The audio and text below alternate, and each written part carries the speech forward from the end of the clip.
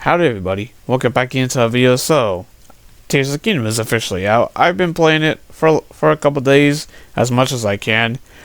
It probably feels like I've only scratched the surface, because, like, this game, it is huge. Like, it is massive.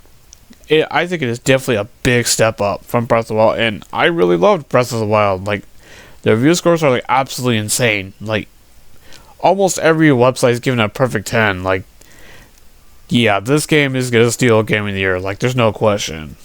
I will be shocked if something else, takes that win from this game, because this game, it definitely feels like the Elden Ring of 2023. What I mean by that is where it's so critically acclaimed that, everyone is talking about it and all that. It's taken the gaming industry by storm right now.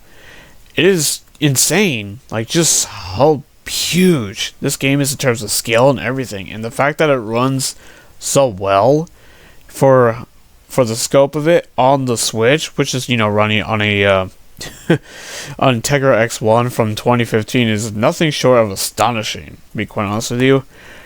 Like, let's talk a little bit about the gameplay. Yeah, it's if you like Breath of the Wild, you're definitely gonna love this. Perfect, intro. Anyway, so yep.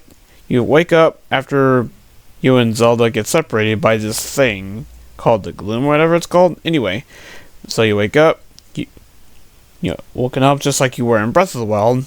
Who knows how long a time has passed between this and Breath of the Wild, but it's probably, maybe a few months, after the ending of Breath of the Wild, probably, but who really knows. But anyway, in terms of the gameplay, yeah, if you like Breath of the Wild, you're gonna love this. And I know people were saying, oh, it's the same world and all that. But it's changed quite a bit. They added like 2 huge new maps on top of it, with the sky and the underground. The underground, you're not going to see any footage of, because after I recorded all this footage, I actually got down there. And boy, it's spooky. It's really cool, though. Really unique idea. But in terms of like the shrines, yep, shrines are back. And it seems like the puzzles are very creative. Like, even after finishing the puzzles, I've actually watched YouTube videos just how different people have formed a solution to solve these puzzles, see if they're any different to what I've done. And the things that people have done with them, very creative. Like, extremely creative, if I say so myself. There's so much. And yes, weapon degrading is back. That's one part of the Breath of the Wild I hated, and that's one part I absolutely loathe in Tears of the Kingdom. And that, I'm pretty sure that's like the biggest criticism that most people have towards, Tears of the Kingdom and Breath of the Wild. It's well deserved, though, because it's pretty annoying.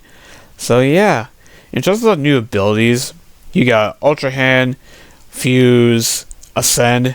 What was the last one? I think Recall was the last one, which was where you can essentially make an object or enemy recall back to its original position. And what's really cool is that with arrows, you can actually combine it with an element.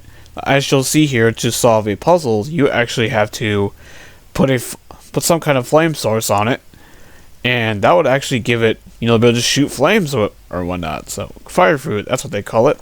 As you can see here, boom, solve the puzzle, get the chest. So that's just one example. There's plenty more examples. And with Ultra Hand and all that, I've seen people come up with some crazy things. Like, my goodness, man. And also at random events, things will start falling out of the sky too.